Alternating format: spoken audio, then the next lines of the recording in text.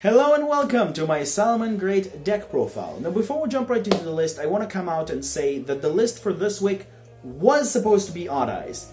But because we're so close to the ban list and because of the fact that we might going to get Electromite off the list and LP banned and some other variables are going to happen to the Odd Eyes list, I decided to wait until the ban list will drop, which is probably going to be in 2 weeks from now, and then do the list itself, which then will be a little bit better. So I'm sorry if there's somebody that specifically wanted to see Odd Eyes, but do not worry, it will come. I'm just hope you can understand that I don't want to release a list that is not going to be relevant in 2 weeks from now because we're going to get the ban list. So because of the ban list season, I'm going to choose the decks myself for the upcoming weeks, which probably going to be like only 2 or 3, not including this one. So just do understand that, yeah, I hope that is going to be okay by your eyes, because I really like you all to make your choices, but banlist isn't changing things a little bit. But beside that, I want to say thank you all for 1,800 subscribers, which is pretty amazing, and we're continuing growing like crazy. And I'm going to remind you the usual subscriber thing, so if you want to help the channel and see more videos like this, it will be very, very much appreciated if you will consider giving a sub to the channel. But beside that, let's jump right into the Salamangreat deck profile that I made for you. Alright, so now before we jump right into the list, let's talk about the price. And for the price itself, this deck is like one of the most cheapest decks ever that also can give you the result of kind of like a meta deck at the same time, because it's not really a meta deck, but it is very, very strong and can give you really, really good results, and that's really cool about Salamangreat. They're pretty much a very consistent Helm deck. If you do want to take this to the next level, you do need to spend money about cards like Access Code and Imperm, but I do specifically don't have them and I do not run them here, so I do have some budget options for those who don't want to run these cards, but you know, it's still a very, very nice list overall. So starting things off, we're running the 9 Salamangreats for me. I know specifically people like to run specifically the 8 without the foul, but I do have the reason for foul, which I will explain in a second. So starting things off, 1 Gazelle, 2 Spinny, 2 Foxy, 2 Jaguar, 1 Falco, and 1 Foul, as I shown. I really like the 1 Foul. Foul serve as like the additional normal summon that the deck needs, but also special summon at the same time, because you do need sometimes the additional Cyverse name for another card, which is Flame Buffalo. And because of the fact that you also sometimes need the additional Salamangreat name, so it's like it serves so many purposes. So that's the reason why I also decided to add this card, and it's really been proving very loyal, and I love this card quite a bit. So it will serve as the 7th summon if you need to, without of course this thing and like everything else, but like, you know what I mean, like the summons that needs be, and also just to send to the graveyard for Gazelle to trigger off, which is really nice. Falco is probably the worst one, but still very, very decent. Falco, if it's sent to the graveyard, it sets something back from your spells and traps for Salamangreat, so that's really good. So sometimes you do not have the ability to activate Sunlight Wolf, but you do have to send like one of your traps from your hand to the graveyard, and you do have the ability to send this to the graveyard, so this will set that back. The second thing is that it can do is that if it's in the graveyard, it can bounce a Salamangreat monster back, and then you get to special summon this out of the graveyard. You can only use one of the effects per turn, so do keep that in mind. Jaguar, you shuffle a Link monster, you get it out of your graveyard. It's just a very, very nice extender. Foxy, same idea as Falco, only have 1 effect per turn, and either the effect to normal summon and exhibit 3, and if one of them is a Salamangreat card, you get to add one of these to your hand. And then the effect in the graveyard, it's a free special summon as well by discarding Salamangreat and destroying a spell and trap on the field, which is really nice, so sometimes it's just really cool. Foxy, send it from the hand to the graveyard if you control a Salamangreat, boost any monster on the field by 500, and if it's in the graveyard and control another Salamangreat except Spinny, you get to special summon it. And lastly, we have Gazelle, which is like limited for a reason. If you send a Salamangreat to the graveyard, you get to special summon it from your hand, and if it's normal or specialed, you get to send any Salamangreat card from your deck to the graveyard, which can be either traps, can be these guys, can be whatever you need. These are pretty standard Salamangreats. Like this is like a pretty standard list, or should I say like number of Salamangreats. This is probably the additional one, but I do recommend for people who don't play this, give it a try. If you don't like it, you can take it out for another hand trap or something, but I really, really like the foul. Then for the additional Cyverse support, we have 3 copies of Buffalo, 1 copy of Lady Debug, and 3 copies of Parallel Exceed. I do not like to run more than 1 Lady Debug, even though Lady Debug is really, really cool. But the reason why we're doing it this way is really, really simple. So, Buffalo, I actually wanted to run 2 and 2, but Lady Debug right now is like really, really bad, especially if we're going to enter into a time that the Drytrons are going to be part of the meta and they're going to, like, you know, search a lot. A lot of hint traps hit this card already. And if we're going to have even more hint traps at hitting her, she's just going to become freaking useless, and you just normal summon, make the Bellionix, your opponent maybe get Ghost Ogre or even negate the Bellionix, and then you just sometimes even pass. You cannot do anything. While in Flame Buffalo, it can get cards out of your hand, it can chain block the Bellionix, or the Bellionix can chain block it, and you can unbrick yourself, you can choose whatever you want specifically, and then you can just, like, you know, just get your advantage, get everything. It's just really such a better normal summon at the moment than Lady Debug. It's a shame that it is, but Flame Buffalo is just really, really good right now, so that's really cool. And then Parallel Exceed, also a nice chain blocker, I guess, for Bellionix, and it's just a really, really great card to draw into. Again, another card that you can discard with Flame Buffalo, so I don't really mind to maximize on this. It sometimes does make your hands worse, but as long as you could open up another Cybers in your hand besides it, you're fine. Like, if you open up one of your and any other card that is not another copy of Parallel Exceed or one of your hand trap, you should be fine.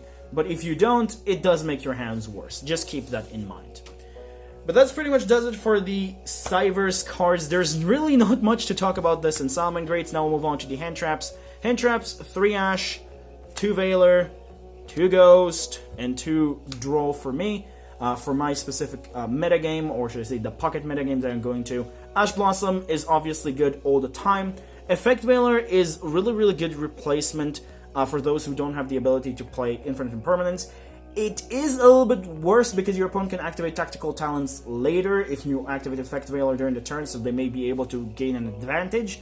But if you don't have the money, it's still fine, and Effect Veiler is just doing really well. And I sometimes even see people running both of this and both Imperm, so just keep that in mind.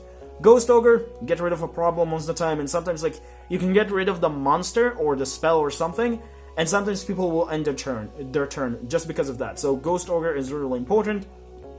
And then Drawl is here because of the fact that, like I mentioned, we might actually going to enter a meta game of a little bit more searching with Drytrons and stuff like that. So I think, like, Drawl is just really good. Plus, it's just deal with pendulums and stuff like that. So that's also really good. This can be any 2 hand traps you want to. You can even cut these completely. Run 2 like a third copy of this, and then a third copy of this. You can decide whatever you want to. You, at the very least, want to have 9 hand traps in the deck. It doesn't really matter what they are, as long as they're good ones to your place and they're working for you at the moment, and just, like, you know, like I said, 9 hand trap. I think Drawl is a little bit underrated this format, especially once we're going to go enter the ban list. I feel like Drawl is going to become a lot more powerful, but honestly, this is up to you. It can be DD Crow, Phantasme, second, like I said, third copies of these two, whatever you prefer. For me, it's working right now quite well. But that's pretty much does it for the monsters. Now move on to the spells. So for the spells, we're going to start actually with the Salamangreat spells first. And we have 1 copy of Sanctuary, 1 copy of Circle, and then 2 copies of Will. I've seen some people running 3 Will, but I will explain why I think 3 Will is not really that good. 3 Will is just, it's a hard once per turn card. And that's really not that good. We do run Monster Reborn instead of the 3rd Will, so we have, like, the ability to play around with it. So a 3rd Will is really not that great. I mean, if you want to run 3 Will instead of, like, a Monster Reborn, that's fine. But I feel like running 2 Wills and 1 Monster Reborn giving you the ability to have additional extenders, which is a little bit better. And most of the time, yeah, sure, the Soul Charge effect, or should I say, like, the double special summon from the grave of Will is really, really strong. But most of the time you are using it as a Monster Reborn anyway. So 2 copies of Will I think is enough. Circle, self-explanatory, really, really great card. Love this card. And then you have Sanctuary, which is your searchable field spell, which sometimes is not really even that important. It is good, but it's not really that important because of the fact that we're not really focusing on getting, like, the link, like, you know, the double linked link monster. It's a weird thing to say because it is the idea of the the strategy, like Reincarnation Link Summon. I think that's the official name of it. But the point is like sometimes you don't really have the resources, you don't really need to do that because you don't open up with your traps or anything to take the advantage. So like the card is just, it's really depending on the situation, what do you feel you want to do with it. But yeah, this card is still a one-off because it's searchable and it's very important for the most part. But not as much as important as it used to be, unfortunately. Then for the additional cards running, 2 copies of Mining, 3 copies of Mining, 2 copies of Desires, and then the 1 copy of Monster Reborn, as I said before. Now, this could be different. You can run a 3rd Desires instead of like one of the other cards, like I said, the Hand Traps, whatever you prefer. But I like only 2 Desires because I'm going to go with the same philosophy as that Lady Debug right now, because Desires is really good, but because we have a lot of hand traps that can just hit this, and people are going to reserve their Ash or something into this specifically, it could be a little bit of a problem because people love to main Ash and Gammas, and they will not hesitate to activate on this. Now, of course, sometimes you could say, oh, you know, you activate this after you're doing all of your combos and everything, before you bait everything to, like, you know, get the Gazelle and the Sanctuary out of your deck before your Desires, which I would agree, but sometimes you do have to use this. And I rather run cards that are just like doing a little bit more, like the additional the additional Salamangreat name, because this was like it's really depend. Like you can cut foul, you can cut a hand trap, you can cut whatever you want to. I feel just 2 Desires doing the work for me. If you want a 3rd one, that's totally fine. Like I said, you can cut whatever you feel necessary. But that's it for the spells. For the traps, we have a pretty decent number of them. We have 5. We have 2 Rage, 2 Roar, and then the 1 Imperial Order. This is a pretty interesting one that I thought on.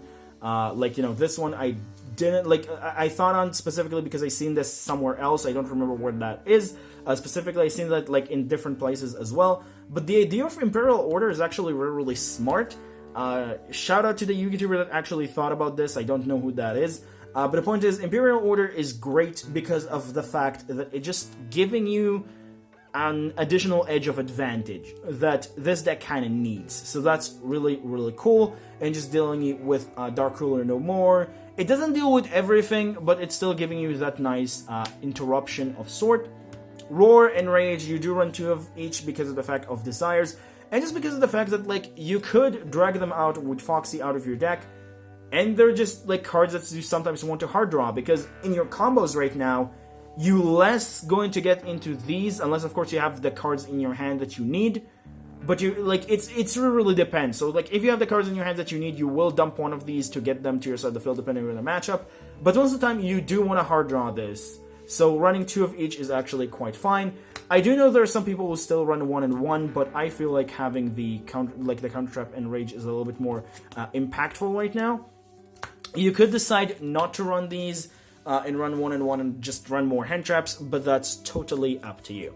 But that's pretty much does it for the main deck. Now I'll move on to the extra deck. So for the extra deck, we're running 2 copies of Hit Leo, 3 copies of Sunlight Wolf, and then the 3 copies of Bellionix. I don't think I need to explain these. I think this is pretty standard, pretty self-explanatory. Bellionix is like your protection. It's your, what it called? It's like the best card in the deck, I guess. You go into it, sometimes you even go one into another one to even trigger a Gazelle. Like I said, like sometimes you're doing like those weird things that you need to do that. So like sometimes you go this, and let's say you have another Salamangreat, or you have the field spell, you use this to go into the second one. It's really weird, and now more than ever you need 3. Back in the day, when the card deck was at full power, maybe you could run 2, but today you just have to run 3. It's so important. Sunlight Wolf, less important than it used to be, but you still want to run 3 of it because it still does a lot of things for your deck, especially activating your traps, or should I say like activating Rage and then like also recycling stuff. It's really important. And then Hit Leo is just really good going second, I guess, and just a very nice boss monster.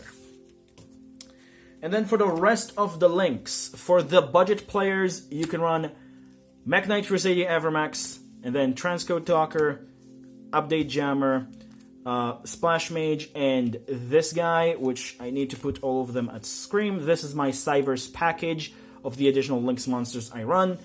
This is just an okay, actually, sometimes to make. I sometimes even just like, depending on the situation, I sometimes just even make this and pass because it's so stupidly annoying to like deal with. Because this card is like, it's really, really strong, and like it does have some advantages over access code, but definitely access code is the better and preferred option. You might even want to cut this for the access code and have just both, but this is a Cyverse, it works, it's really good, and then these are just like helping you make that Cyverse, like, you know, transcode choker, I don't know what's wrong with my throat. Transcode and Splash Mage, really, really good. Giving you Monster Reborn's effects and what you need. Update Jammer for the OTK stuff. And then Lingaribo if you need the additional extender and you're also afraid of cards like Evenly Matched. This is really great to deal with that. And giving you another Link 1. It's really just intricate depending on what you want specifically. But I like Lingaribo very, very much. These three are mandatory, but these two can be like either access code if you have the prize for it. And then this can be just a spot for whatever you want to. I recommend to maybe even leave the Avermax here and instead of this run the access code, because Avermax, very strong, proved up to be very, very powerful and sometimes even better than access code, but honestly, up to you. And then for the last two cards, because of Parallel Exceed, it's really depending on your hand if you were going into these, but Baguska and Abyss Dweller, honestly the two best Xyz for this deck, because you're a Link deck, you don't really care about negating effects of monsters in defense position and all that stuff. What this card do, obviously the annoying effect, and then Abyss Dweller, which is freaking Abyss Dweller, you just turn off graveyard decks, so that's also really cool. But that's pretty much does it for the deck profile. There's really not too much to go into this. This deck is really simple, very self-explanatory, and it's just very straightforward. So yeah, this deck is really fun if you do not have Salamangreats and you do consider, like, you know, you're a new player or you need just a deck that like you want to just play with it for your, like, you know, locals. Give Salamangreats a try. They're really, really good, a lot more than you think, and they're more of a Helm deck. Well, they are not as strong as they're used to be because of the ban lists. They're still very, very strong. And I think you will be surprised of what they're capable of doing. But that's pretty much does it for the deck. Now we'll move on into my preferred side deck. Alright, so for my side deck is honestly up to my own personal preference, depending on my metagame and the things that I see, and depending on trends, and obviously you can change it however you want, but for me specifically and from the cards that I owned, I decided to go with the following cards. So for me, I decided to go with 1 Prinkratops, double DD Crow, 3 Artifact Lancia, because of the fact that I do see a little bit more Dragmatica than I want to, and cards I just essentially love to banish from the graveyard, so I do want to deal with them, or also banish cards specifically from the graveyard so we will not be able to do things, so that is my choice. And then I also decided to run 1 copy of Starving Venom for my Super Poly target. Again, for Super Poly target, you can go with something specifically else, or you can cut one of these cards and run an additional Super Poly target, but I think like Super Poly is just really important generally for people that are on a budget, because you don't really have a lot of really amazing choices specifically, so, you know, for people who just like need something else and like have the ability to play what are called droplets and stuff like that, go right ahead and play those. Some of us don't really have that. So, yeah, Starving Venom, 3 Super Poly, 3 Dark Ruler, and 2 Cosmic Cyclone, which I think is pretty much very legitimate. But that's pretty much does it for the side deck and does it overall for the deck profile. Like I said before, I'm not really going to give the deck choices this week, I feel, because of the fact that I kind of like want to work with some decks that are not going to be affected from the ban list. So, for this week specifically, I'm probably not going to give you the choices, like I said, or I should say I'm not going to give you the choices, but once the ban list will drop out, and we'll get everything immediately ready again, I will be able to essentially return everything back to normal, and like I said, Odd Eyes will be the first deck to do, and then I will return the schedule normally. So do understand that. I'm hoping that's understandable. I cannot stress that enough because of the fact that it's like, it is a problem for me as a small creator for a ban list. Like, a bigger creator can just create a video again and don't really care. They can get the views and something, but I am not a big creator. So for me, you know, creating a video like this is an effort. And then also, like, it's not going to succeed is also a little bit of an effort. So you understand what I mean. I don't want to, like, say things like that, but I hope you understand. But yeah, that's pretty much it. So hope you enjoyed Don't forget to like, subscribe if you enjoyed the video and want to see more. Remember, creativity is the key in this game. Have a good day and stay safe, and probably next week I'm going to handle something like monarchs, but we'll have to wait and see, I guess.